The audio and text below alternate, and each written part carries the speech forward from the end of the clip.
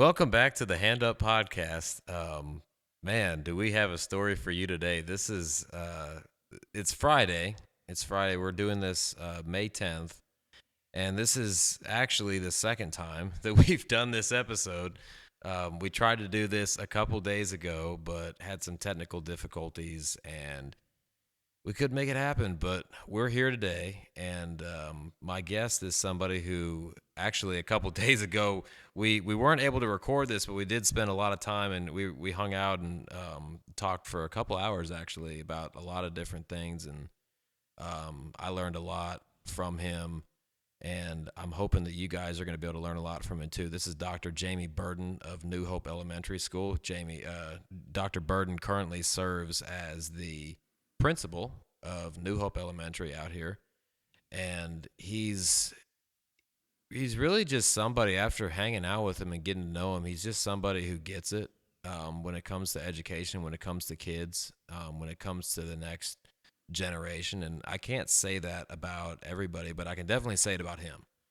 And so thanks for being here again Yeah. for a second Take time. take two. Take two. I'm Yeah. glad to be here, Noah. I had a blast getting to know you last time, and I'm just glad to be back again. And hopefully, we'll get this one recorded, and everybody will get to hear. Yeah, I can hear you right now, so that's a start. Um, there's so many directions that I want to go, but I want to start this off. You asked me a question, and I told you I was going to answer it. And if you wouldn't just restate it real quick, because I want to hear it, and it's a question about the podcast. But tell me again in your own words what that question was. Yeah, I'm big on what's the purpose behind things. I think about that a lot as an educator, and I think my question to you was, what's the purpose behind this podcast? What's the mission or the vision in terms of, why does this podcast exist? What's its purpose, and who's the audience? Yeah, and that was you asked me that before we came on, and the reason I wanted to wait and answer it on when we were live was because I don't think I've ever actually told you all, the listeners, what the purpose of this is. And maybe I have. If I have, then I apologize, but I don't know that I've ever really gone into depth about this. But we started this podcast about a year and a half ago ish. It was January of last year when we started this. And every year I sit down, kind of with leadership here at the Caring Center, and we just kind of plan out the calendar year from a media perspective and what do we want to do, all the video projects, and what events do we have planned, how do we want to how do we want to set up what's the plan media wise, how do we want to put ourselves out there. And I at the time had said, hey, let's do a podcast, because everybody's doing a podcast, and just having been here at that point, I'd been here for about a year, right? I think it was about a year or so I'd been here, done a bunch of different media stuff with the Care Center up until that point, and I was like, there's so many amazing things happening here, and not just here in this physical location, but really like what's branching out from Right. here. Yeah. And I'm just sitting here, I'm like, dude, this model is so good and it works so well. People need to know about this. I mean, it's like you have to know about this. And so the purpose of it, I think, was mainly from my perspective to put that model out there and to show people like, hey, 'cause there's a lot of folks that that are doing what we're doing, or trying to do what we're doing, and we get the question all the time from so many different um, so many different places across this area and even across the country, like, hey, how are you guys, because it's working at the rates and the numbers around here on how many people we're pumping out, given our size, right, given this area, the amount of change that this place has brought in a positive way in people's lives. It's a lot different than just, we call this the Hand Up Podcast, because the motto we have around here is we're here to give you a hand up, not a hand out, right? And the meaning behind that is you can give somebody who, we've all seen the person standing on the side of the street, right? You can give them a $10 bill, and that might help them for a short minute. But we don't want to just do that. We want to actually take people that need that We want to pull them in and give them, walk hand in hand with them to give them the resources they need to get up out of that and get to a point where they're self-sustaining, where their life is changed, where their generations after them are changed. And I think that's the message that I wanted to. The model behind this place is evidenced by the people that are here that are actually doing the work, and those people have been behind that mic, right? So to hear their thoughts and ideas, I'm hoping that somebody out there will be like, hey, we can do this too. Let's take these ideas and incorporate them into our own charity or our own practice or whatever it is that we're doing. But the second thing, and I said this year, kind of we had that same meeting at the beginning of this year, and I said, my goal this year is to provide value to our listeners, because you guys, so many people have heard, and the stories are out there now about what's happening here. But now, I've really looked at this from a standpoint of like, I want to bring people on here um, that can provide ideas, insights, advice, whatnot, and just conversations that make you think and make you, hopefully you walk away a little bit smarter on a topic. And like today's topic, where we're centering around kind of education, because that's what you do. And we've kind of been on this theme the past couple episodes about, like, the last episode we had was, an amazing lady came on, and we talked about, among a lot of different things, how to deal. What do you do when you're in crisis, right? We see crisis here all the time. What do you do when you're in it? And today, kind of on that same vein, like, I think about education, right? And I imagine that you've probably have lost count with how many times that you've seen um, children in crisis, even from an educator standpoint. And I'm curious, I want to get into your backstory, and I think this ties in a little bit, but, when you see that, right? Because there's limitations, I imagine, on what you can and can't do, but what's your approach, as a principal of an elementary school, when you see kids that are struggling? I mean, how do you handle that, and what's your advice to somebody in your position out there who's maybe trying to handle that and feeling stuck? Yeah, what a great place to start. I think when I think about the children that I have the honor and privilege of serving alongside with our faculty and staff, we often go back to what were our experiences when we were in school. And in terms of my own backstory, I grew up in a low wealth home, and it was highly dysfunctional. And I did have parents that loved me, but there was a lot going on in their lives. And I grew up in a home characterized by divorce.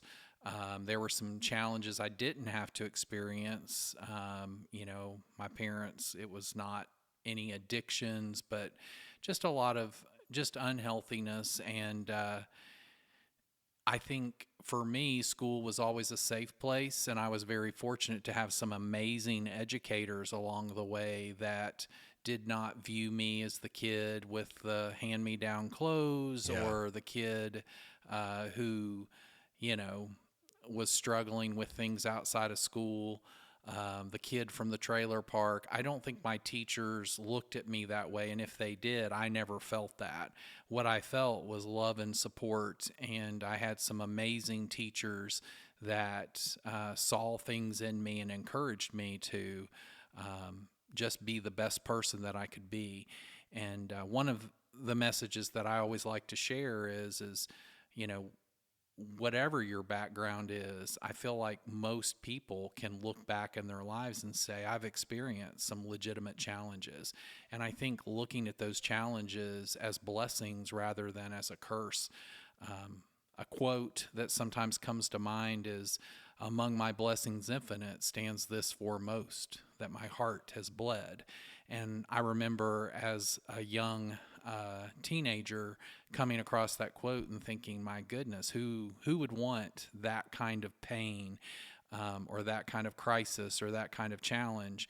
But as an adult who is in a setting where I get to help kids in crisis or families in crisis.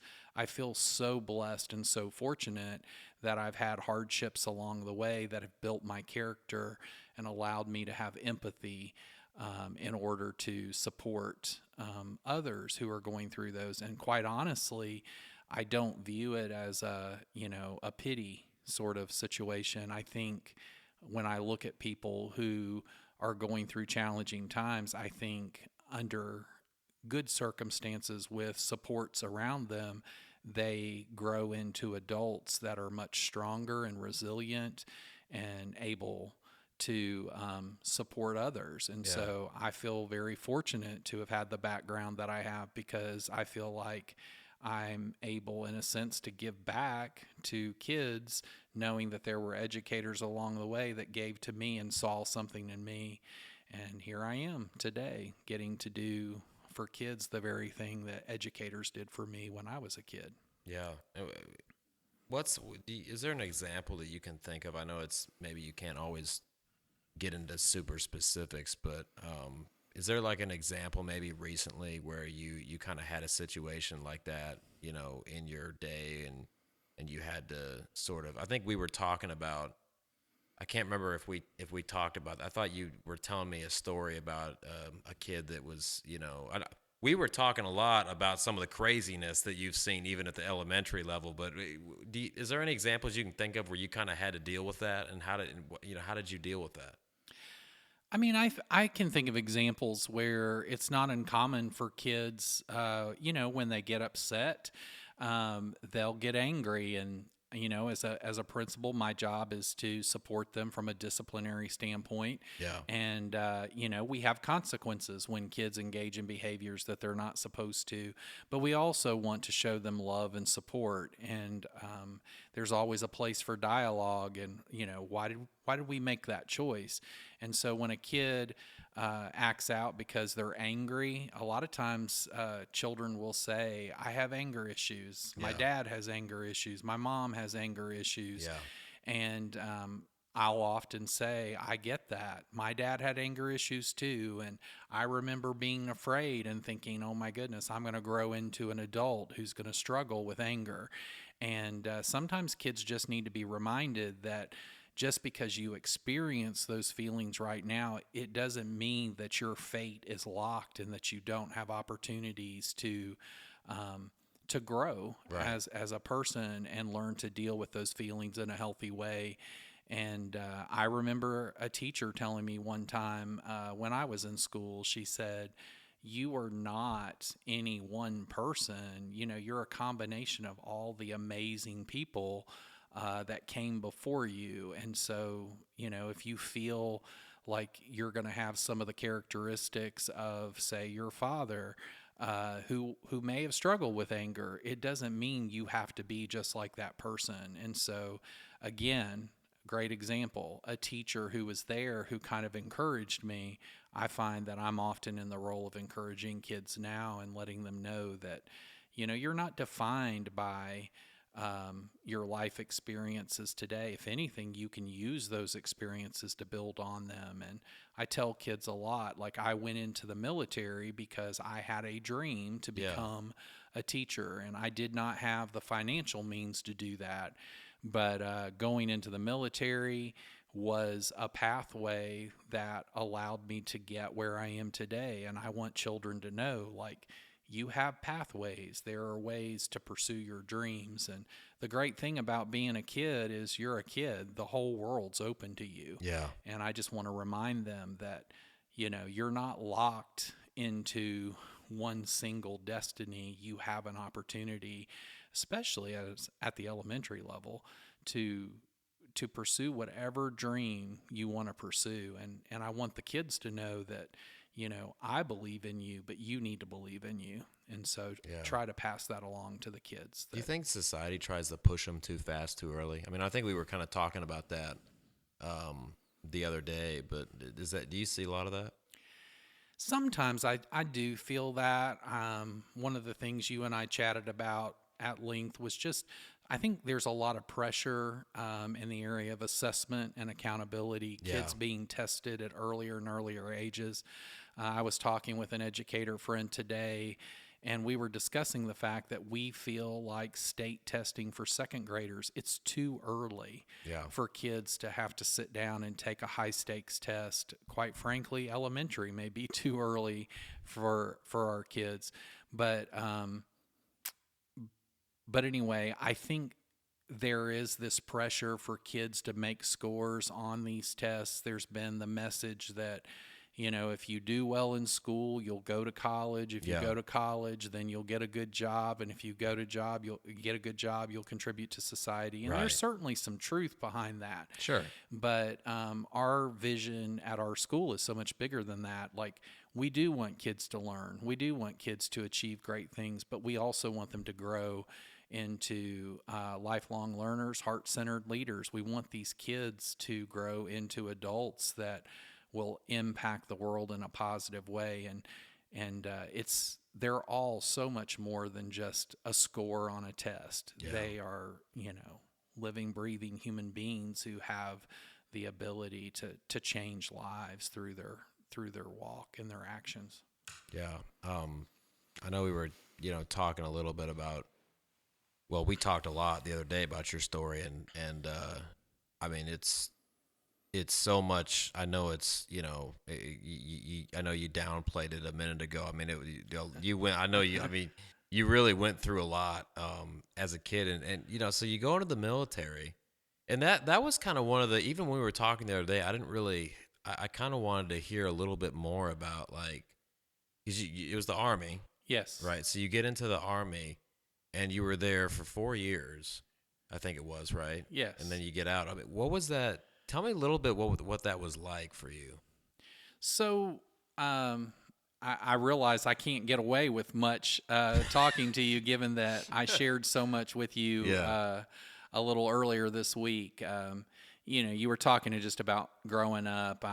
I love my parents. They did divorce, but some of the challenges just came through a lot of remarriages and other individuals that came into my life that I think were extremely challenging along the way.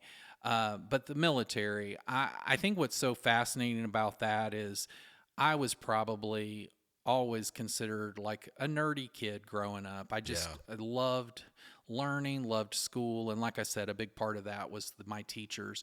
I do not think there was anyone who looked at me and thought, oh, yeah, he's going to go into the Army. And the thing is, because I'm a pretty compliant, diligent person, the Army was a great place for me.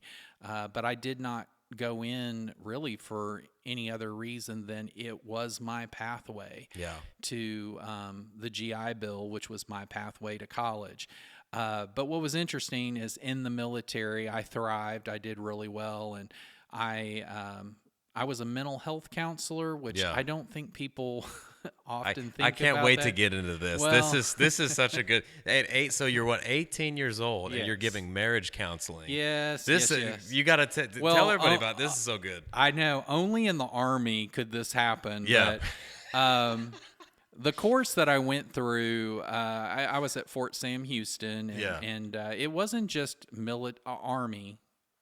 People in the Army. Right. There were people in the Air Force in the same program. There were about, I think we may have started our class with about 70, but we graduated less than 20. And the reason that program was so rigorous is because it was really a pass or fail program. And they just kind of beat it into our heads day in and day out that to be a behavioral science specialist, to be a counselor in the military, you are dealing with people's lives. Yeah. Therefore, there is no room for error. Yeah. And so if you did not pass a test or do well on a test, or if you did not follow the rules, you were removed from the program. Right. And so it was far more rigorous than any college I have ever attended, and I've attended a few, and that is, I've got my doctorate. I mean, nothing was as challenging or as rigorous as my experience in the military. And so watching your class dwindle day after day. But then I understood why. I was an 18-year-old. I was stationed at Fort Drum, New York. I carried a beeper at the time, and I would have to get up in the middle of the night. I'd go to emergency rooms. I would call the psychiatrist or psychologist on call based off of whatever the emergency was. Sometimes people taking pills, trying to harm themselves, Yeah. physical abuse, those sorts of things. And it was not uncommon for the psychiatrist to say, "So, do we need to hospitalize them?" And I just remember thinking, "I'm 18. I mean, I'm making that call." And he said, "You're there. You know, that's what you're here for." So, doing that.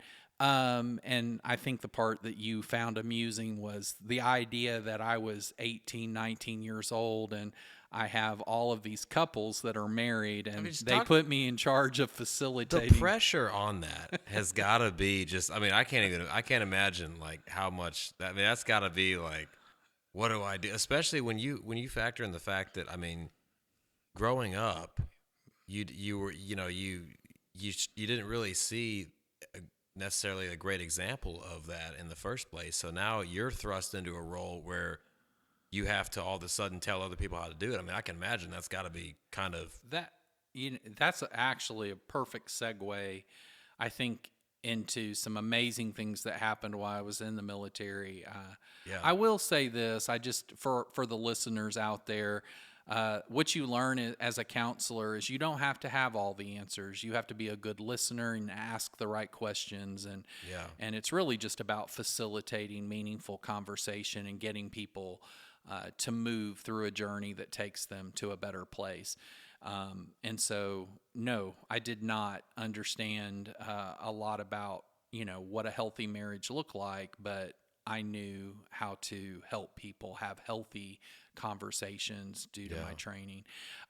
What happened for me in the military that I think was life defining for me is I did become a Christian in the military, and that was a surprising event because I was not in what I would describe as, a Christian environment. Working in No. a mental health clinic, I worked with some high intellectuals who had very different views of church and the Bible. But there was a gentleman who worked the crisis hotline. I'm still friends with him and his wife today, Pat Wilson, Nancy Wilson, and their ministry was to young people in the military. And they took me under their wing. And again, I met him through the mental health clinic. He was at the crisis hotline. And it's just amazing how I think God puts people in your life that allow you to become better. And they were not only a model of just an amazing Christian couple, but what a healthy marriage looked like. And I think that was important for me to see. Yeah. They were parents with 4 children, and I got an opportunity to see, two amazing adults who, just through their actions, through their walk, were modeling for me as a young adult what a healthy marriage looked like, what healthy parenting looked like. And of course, it shaped who I am today, Yeah. as much as those experiences with incredible educators along the way.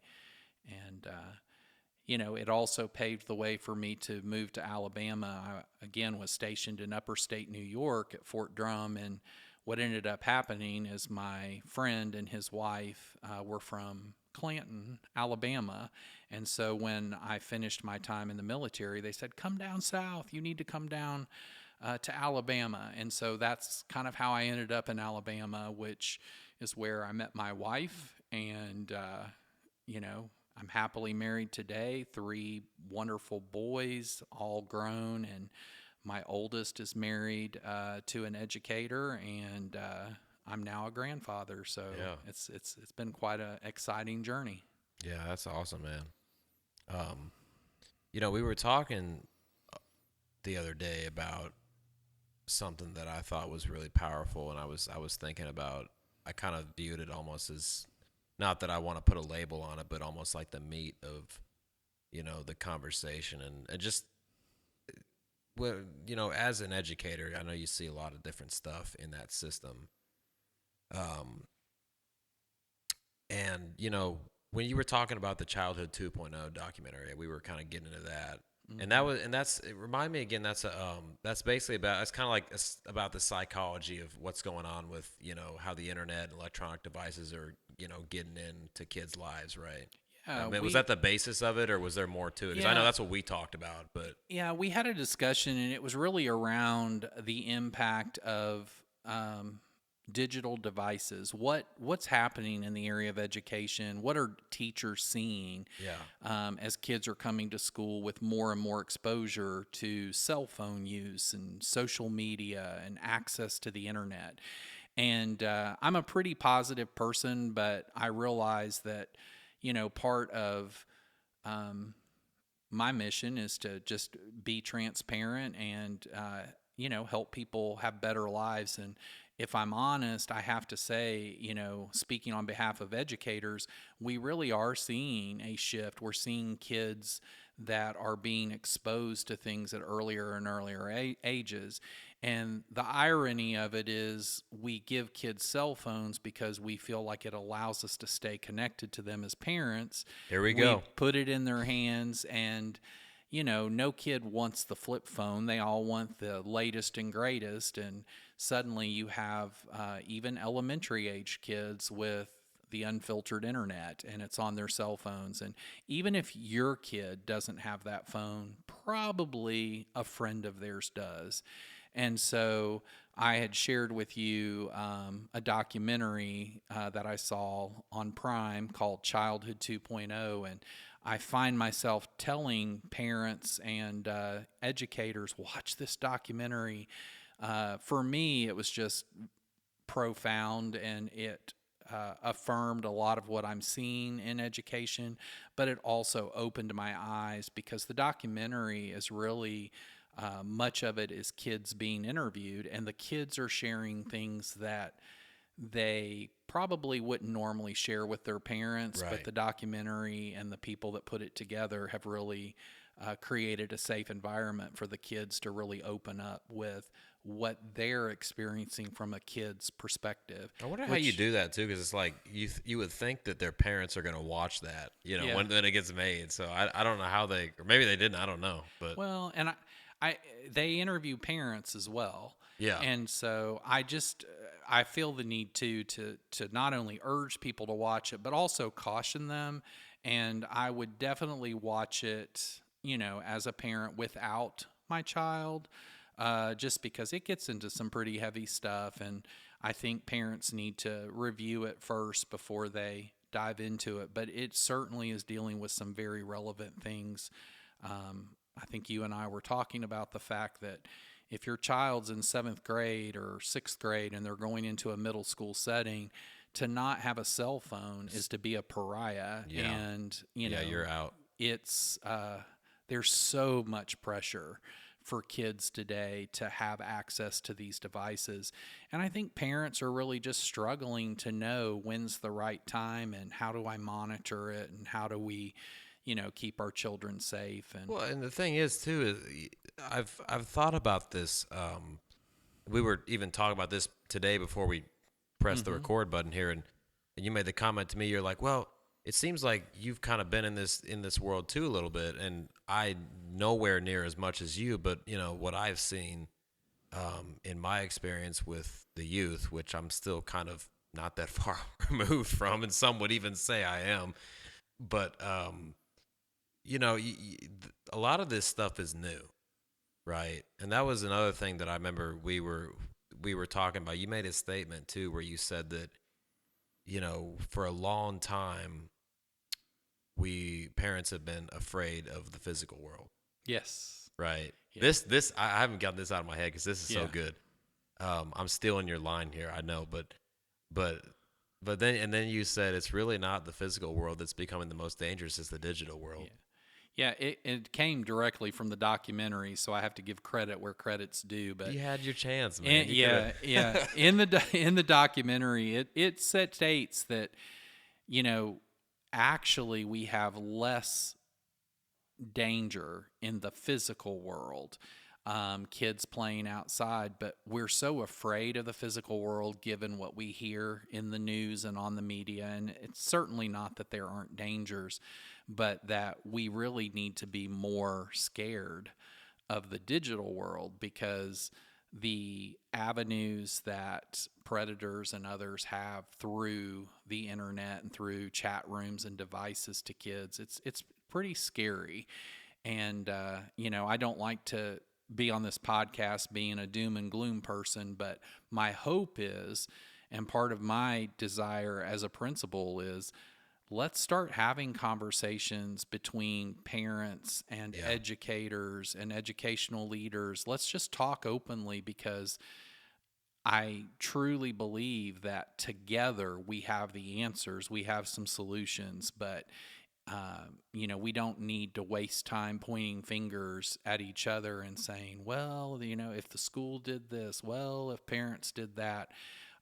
We need to stop pointing fingers, and we really just need to come together, have honest dialogue, and partner, just like the Care Center does, and partner with others so we can provide a future and a life for our kids that's going to be better. And we live in a time right now.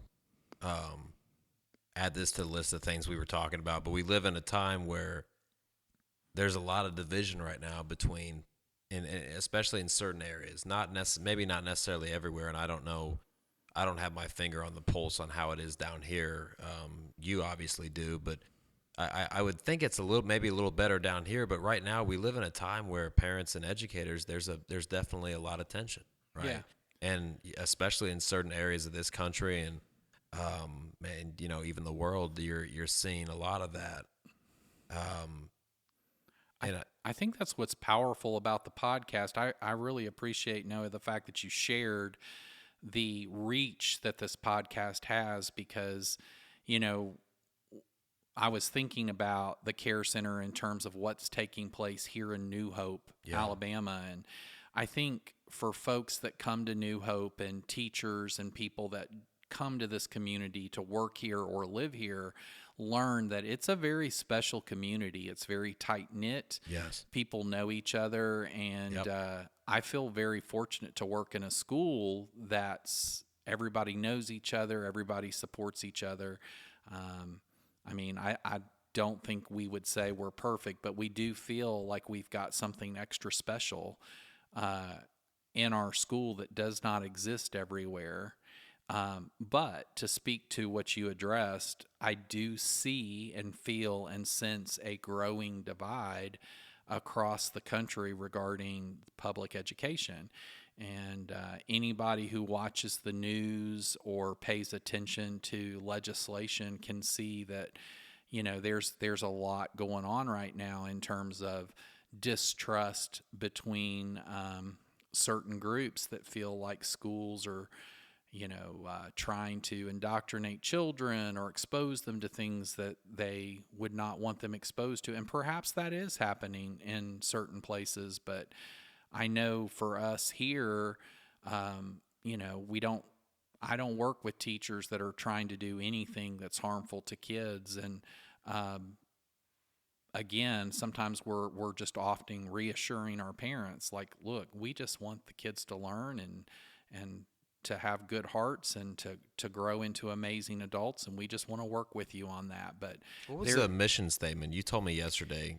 Tell everybody that again Yeah, of your so school. I thought this was really good. we have a mission statement and a vision statement. And, I've always thought these can just be words. But when I Yeah. first came to New Hope 5 years ago, we weren't the community, even the teachers, no one was really able to articulate what the mission of the school was.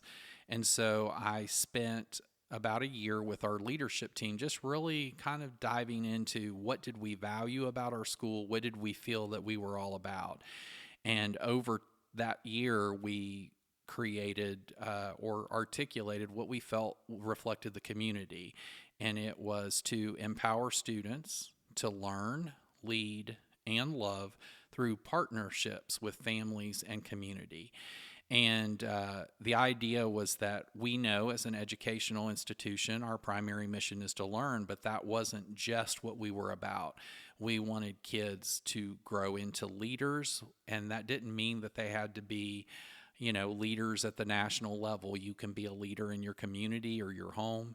And we wanted kids to love and have hearts for service, and we felt like that was important as well. But we also wanted our mission statement to articulate what I think drives so much of how we function and why we do the things that we do as a school and do it well. We can't do it alone. There's a book by Jamie Vollmer, and it's called Schools Can't Do It Alone. And in that book, he mentions the fact that every year there's more initiatives, there's more mandates, there's more accountability. And the thing is it's not possible to do everything that is sometimes legislated.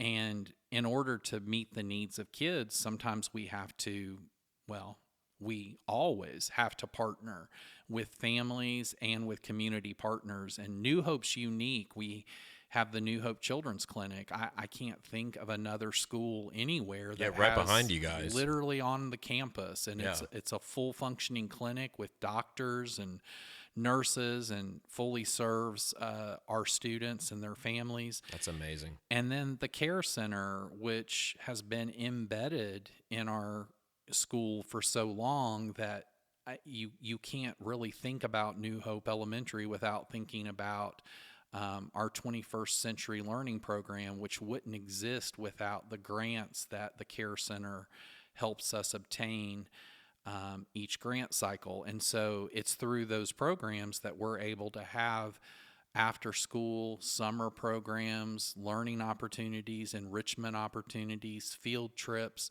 I mean, we're a rural community with, a poverty rate in the 60% or higher. And our kids get to do plays. Our kids get to do ukulele, science club, Rubik's Cube club. There's so many amazing opportunities that our kids get. Robotics club, STEM lessons.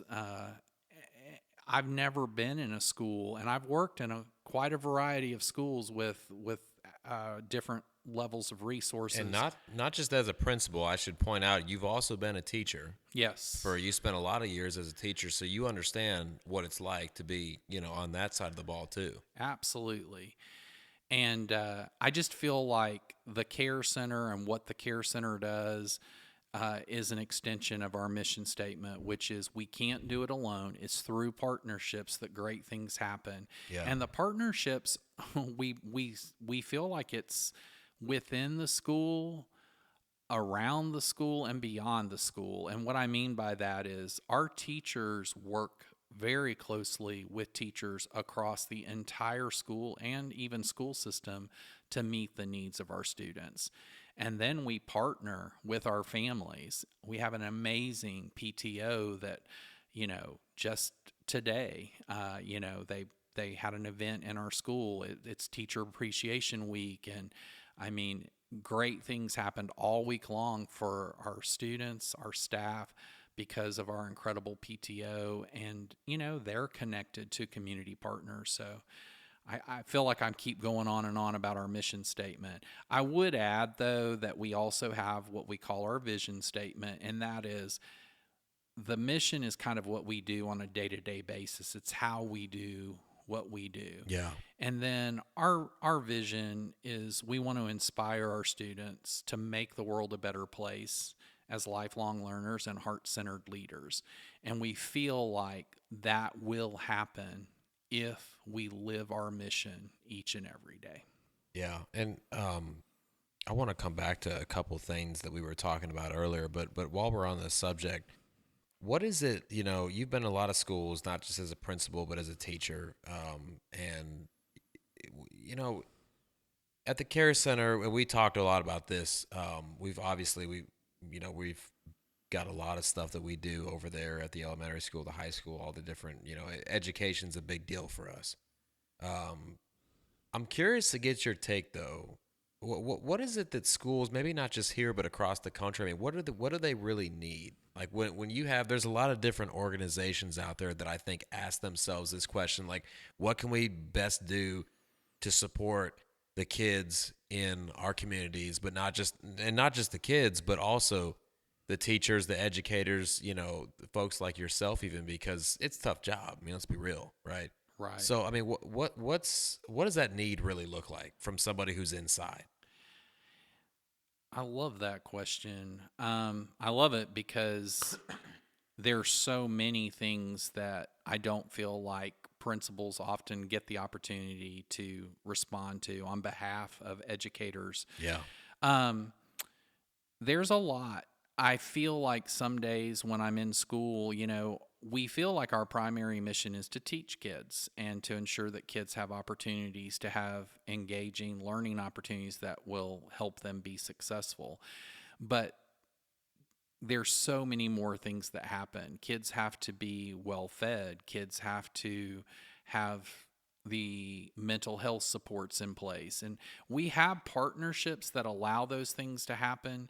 But I will say that it can be overwhelming for teachers sometimes to feel like they have to be the mental health counselor. They have to be, the provider of a million and one things. And I think it's challenging to schools to do that, and certainly the care center sometimes just helping meet the basic needs of families, whether it's, food, clothing, all of that is important. But something else that comes to mind is I feel um, like we need people to be paying attention to what's going on in uh, the public arena, and by that I mean with legislation and things like that.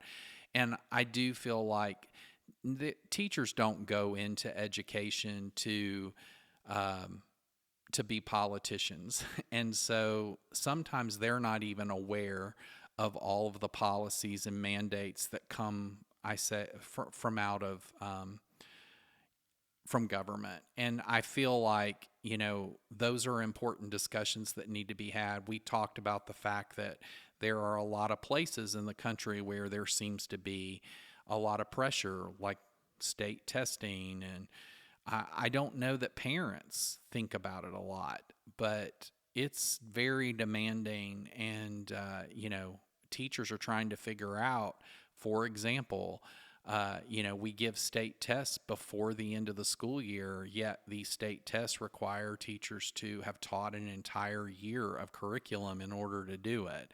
And then, there's legislation that says if students don't do uh, at a certain level on a test, they're going to be retained. That's a lot of pressure.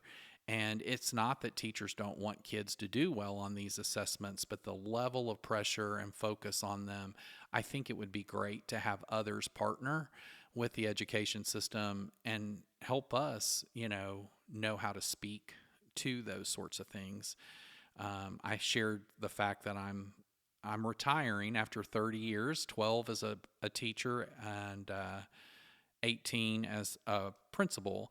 And I'm very proud, and I'm not seeking to escape education. I hope that as I retire, I'll continue to be an advocate for the amazing things that educators are doing in the classrooms. And I think sometimes they're afraid to say things because they actually work in the system. And I don't mean the school system, but just in general, as in the education system. And nobody wants to speak of the challenges in there, yeah. but they need to have safe places to express concerns and to have people speaking on behalf of some of the things that are very challenging in the arena of education. Well, the thing that you said that was just there's so much about that was unbelievable, that we could go into, but the thing that I kind of wanted to jump on for a quick second was, the first thing that you said, where sometimes, being in that system, you have to wear all these different hats, right? And I've said this on the podcast before. A lot of you that listen to this have probably heard me say this, where when I talk about the people that volunteer here, right, the people that show up and are the boots on the ground in your school, right, or in the schools that are around here. Sometimes you don't really. Sometimes you think that what you're doing is kind of simple, mundane, doesn't mean anything. And I would submit to many people that nothing could be further from the truth, right? I mean, that what you're doing, you have no idea how sometimes just the basic necessities can absolutely change somebody's life, right? Or take a huge weight off of somebody else's. So I really love that. One thing that I was thinking about, you know, when you talk about having to wear all those different hats as a teacher, mental health counselor, teaching people, all the different subjects and things of that nature. But when we were talking earlier about the how the electronics, the internet, whatever you want to call it, the digital age, Right. right, the digital world, Yes. and the thing is that I'm curious to hear. I'll say this, and then I'm curious to hear what your thought is on it. But I feel like we're at this place where it's kind of new, and we talked about this a couple days ago, where I was telling you it's new, right? We haven't really, like, iPhones came out. I don't know when they came out. I think just a little after 2000, wasn't it, or something like that? And just devices like that in general. It's interesting. Like, I love the fact that you refer to it as new, because it does feel new. I think for those of us who are older, but working in the elementary school, it doesn't feel new to the kids that's all they That's all they know. know. So I mean, we do have kids now. Granted, young elementary kids may not have the same level of exposure, Yeah. but I will say, like, the kids that are in elementary school today, they don't know what a world is like without an iPad, Yeah. without, cell phones and things like that. I will say this before I forget. I was listening to someone speaking about why teachers are leaving the profession, and he probably made it much more succinct than I did as I went on and on. But he just said attendance, behavior, and cell phones, ABC. And that resonated with me because we do have, since COVID, seen a tremendous drop in regular school attendance. And we're not 100% sure why that is. I do feel like, we're starting to see a shift where maybe kids don't feel good about going to school, and maybe parents are a little more inclined to let them stay home if they don't feel well. Let me stop you. Break down attendance for me, right? Like, Yeah. are you seeing less kids? Are we saying, like, from a population standpoint, less kids are being made, or is it just like you have a list of kids and less of them are showing Great. up? Yeah, for clarity. Kids attending school on a regular basis. I mean, we've had kids miss 30, 40 school days. Yeah. And when you're missing months of school and you still Wow. have the pressure to try to teach 30, all of the 40 standards. days. That's a Yeah. lot of And, days. and that those are outliers, but it Yeah. is not uncommon. Like, you're considered chronically absent at 18 days, Wow. and that is not uncommon. And granted, you've got kids with, extenuating circumstances, but we're seeing a larger percentage of kids not attending school on a routine basis. And when you think about how difficult it is for a teacher to try to close those gaps for kids, even when a parent makes a decision to say, hey, we've got a family trip, it's a once in a lifetime opportunity, it's 7 days, can you get my child's schoolwork? Well, sure, I can get it, but they're going to still miss 7 days of instruction. And again, it's nobody pointing fingers at anybody, but it's just a genuine challenge. We are seeing kids engaging in behaviors, and even parents will sometimes express the fact that they don't even understand why, they are seeing some of the behaviors that they see. And then cell phones. And I do feel like there's going to need to be more and more discussion about that because, like I said, I just thought that was interesting that this person pretty succinctly just identified three things that I think are real challenges. And I do feel like that's hard for teachers to control: cell phones, control attendance, and control behavior. Yeah. I mean, we talk about mental health, right? Mm-hmm. Like, the thing that I think about sometimes when it comes to kids is that you've got you've got a lot of stuff going on with these children that they're doing in Mm-hmm. and out of school that the Mm-hmm. parents have no idea about.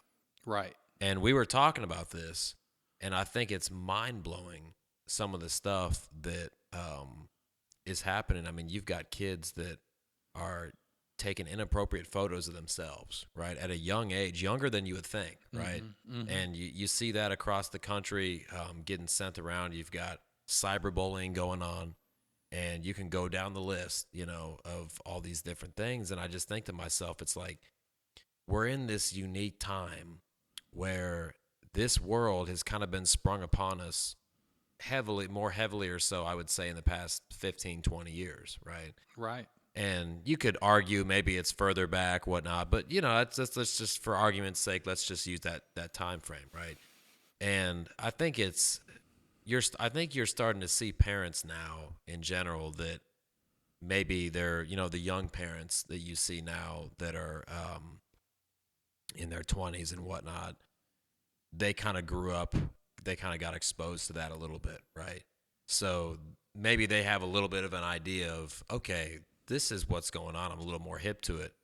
But there's a lot of kids, even in today's age, I think, where you've got a lot of parents that are maybe older parents and such like that, that it really, maybe age doesn't matter, but I think there's so many parents that are just disconnected, and they just don't, it's easy to think like, oh, my kid would never do that. And Yeah. and then you have all this stuff going on. I mean, is that what you're seeing too on your end? Well, yeah. I mean, again, just to kind of reference the documentary, there was one part of it kind of dedicated to the "not my kid" mentality that Yeah. happens. Is not my kid, not my kid. But again, even if it's not your kid's around another kid who probably has access Right. or something along those lines. Um, yeah, I think there are things that we think are going on, but then there are things we don't know. And just to cite a few, just small examples, but like something that I didn't think about, because when I was a kid growing up, if you were bullied, there was a bully, and you tried to avoid the bully at school. Well, today, what happens is someone doesn't like you, they make a post Right. online, and then 50 other people chime in. And I think that's got to be so much worse than what I experienced growing up, because if you're a girl and you have all of these hate messages coming your way, it probably feels like the whole world. It does. It's And it's their whole world, right? Their whole world is, I get up in the morning, I go in this building with all these other kids. I'm mhm, in there for 7-8 hours a day or however long it is, yeah. and then I go home. That's my world. And the thing is a lot of these things are taking place at night in the evenings. And what I see as a principal is I see these these feelings over what's taken place outside of school brought to school.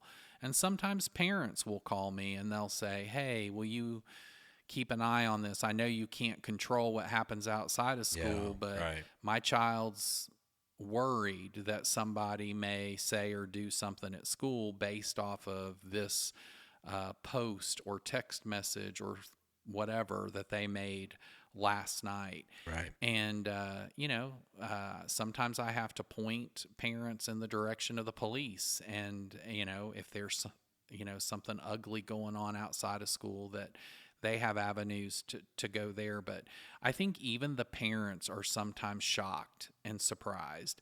And I'm finding a lot of real heartfelt conversations with parents who are saying, "We did not realize that we had signed up for this by giving our kid access to a phone." Yeah, man. Um, and Jeez. I mean, the amount of things, I didn't know that Snapchat allowed kids to have phone conversations with a dozen other kids at the same time. Yep. And, I kind of think I'm a little with it because I talk to kids and kids tell me Yeah, things, for but sure.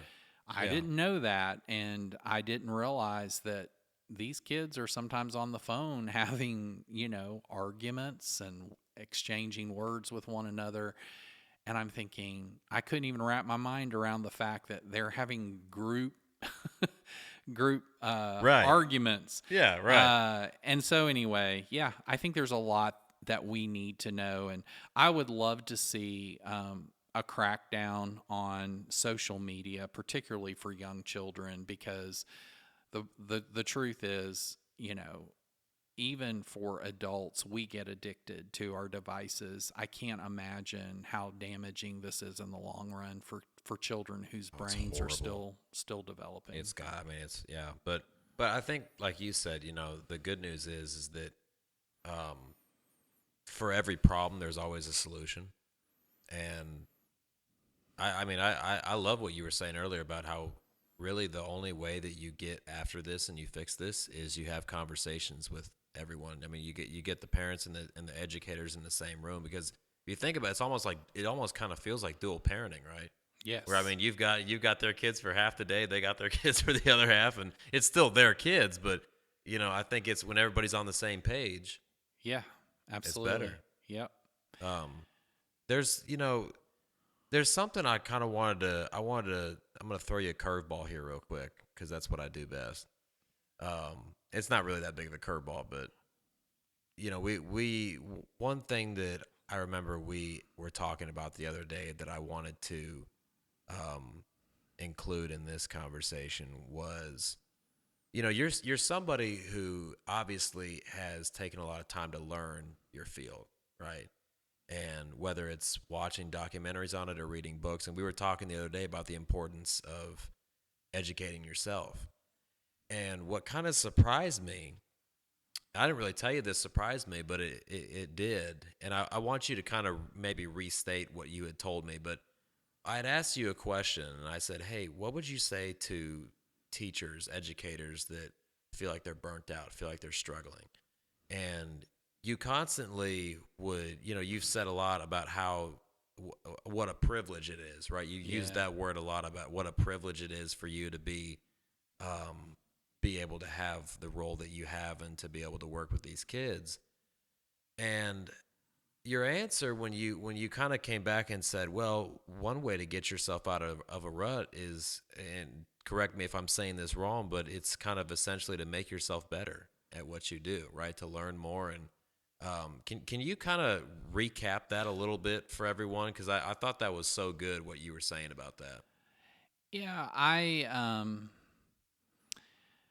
I definitely feel like when I look at my own life, I would say every 5 or 6 years, even if I was in the same grade level teaching, I had to uh, continue to grow and learn. So when I reflect back on my own experience, I graduated from college. I started teaching. I then decided, I want to pursue my master's. And so I went back and did that. And that was a totally different experience because it was schoolwork that directly applied to what I was doing on a day by day basis. Yeah. Then I went and got my national board certification a few years after that, which helped grow me as an educator. I got my admin certification. I pursued a lot of different PDs, and I've been self-contained, departmentalized. I've focused on math PD, focused on literacy PD, just whatever I felt like I needed to do to stay fresh and to continue to grow. And I think that kept me alive through my profession. Um, and like I said, even now, after 30 years, I'm still constantly absorbing all kinds of new information. I think your question had to do with, how do you stay from being burnt out? And I kind of talked about holding on to your why. Why do you do what you do? And the truth is you you know I think you asked me like, what do you do when teachers get into it and they're not really in it or whatever. I don't think people last if they're not in it for the right Yeah, reason you came because back at one point. You're like, well, there's sometimes you just need to get out. I was like, I did say that. Yeah, what I would which it's say true is though. Yeah. like teaching it Summers off, having some vacation time here and there. It doesn't take long. It is one of the hardest jobs. And I say that as a principal because a lot of people say, I could not be a principal. Well, this is the end of Teacher Appreciation Week at our school. And I got to say, those folks that have to prepare lessons day in and day Oh my out gosh, yeah. and manage students, student learning, student behavior, they grade papers, they communicate with parents. It's no joke at It's all. absolutely the hardest profession, and I cannot say enough regarding the hard work that teachers put forth day in and day out with not really a great salary on top of it at that. No, yeah. And so I just feel the need as a principal to really lift up teachers. I will say, like, if you're not in it for the right reason, then you're going to be miserable and you're going to leave. I did say after, we had talked last time that, my advice is know when you're not doing it for the right reason or when you're not happy. I feel like people need to know when it's time to make a change and know when it's time to leave. I've always said, like, when I decided to retire, I refused to retire as someone who was unhappy. Yeah. I love my job today as much as I loved it on day one. And it is painful to retire, but I would much rather retire feeling accomplished and happy about my work than wait until I'm so exhausted that I'm not happy. That's a little that kind of hit me there for a second. So you're saying you told yourself that when I'm happy and when I'm at a place in life where I'm really enjoying my work, that's when I can let it go. Well, I just didn't want to come to the end of my career and be some grumpy old man who was just tired and worn out. You mean the normal principal stereotype? Well, I hope that's not, but maybe it is. I will say this. It's funny you brought that up. I did not aspire to be a principal. I That's right, always yeah. wanted to be a teacher. I don't even remember my principals growing up, and maybe that's a good thing because I wasn't in trouble, but I don't remember my principals. The reason I became a principal is because when I got my national board certification, I started working with educators, and I found that I had the same joy supporting adults as I did supporting kids. And then I thought, well, wow, as a principal, I can do both. I can help kids and I can help teachers and adults. And so to me, it was the best of both worlds. And like I said, I'm not retiring because I'm happy. I am happy, and I'm having the time of my life. But I am excited as a grandparent. I'm excited to move into the next phase of my life. And like I said, even this podcast is kind of a first baby step for me to start using my voice to speak to a larger audience. Like, I would love to write a book. I would love to do my own podcast. I would absolutely love to connect to educators across the state and nation and world through this podcast and continue to have dialogue about how can we tackle some of these big problems that we see in public education today. Yeah. Because the world today is different than it was even 5-10 years ago. And so we have some new challenges and we need some new fresh voices and people that are brave enough to say, okay, let's face this head on. Let's make education the best it can be. Well, Dr. Burton, I just want to tell you how much I appreciate you coming on, not just once but twice, to this podcast, and just getting to hear your insights on this it's been super fascinating. And I gotta be honest, I think you should start your own podcast. I mean, I would listen to it. You write a book, man, I'd read that too. That'd be super awesome. It's really cool, really insightful, and I think one takeaway here as we wrap this up too, and I talk a lot about, usually at the end, I talk a lot about what it means to work here at the Care Center, to volunteer here at the Care Center, to be a part of what we're doing. And this is just another place to another avenue to hear about what it's like, on the other side. And one thing that we do, you were talking earlier about some of the struggles that kids have sometimes, and I think the first thing that you mentioned was food, being properly fed. And it's like, because you can't focus, right? If you're sitting there and your stomach's screaming at you the whole day, you can't focus. And that's something that, especially in rural areas, we talk about the difference between rural areas and urban areas, right? There's a lot of differences in how you approach those. And um, unfortunately, hunger is found in both of those departments. But like out here, one thing that we do is we were talking about bags of blessings, right? We put those together. They're little paper sack looking bags, right? And we put necessities in there: food, toothbrushes, different types of whatever it might be, just these basic necessities for kids, school supplies, depending on the need and the time and who we're putting it together for. And hundreds of these things. We get volunteers together on a regular basis, and we'll literally form an assembly line here, and we'll just start pumping stuff into these bags, and then we just go drop them off to kids and their families. And sometimes we've had kids that have come and been like, and families been like, "Hey, man, that bag you gave us, like that kind of got us through the weekend, right?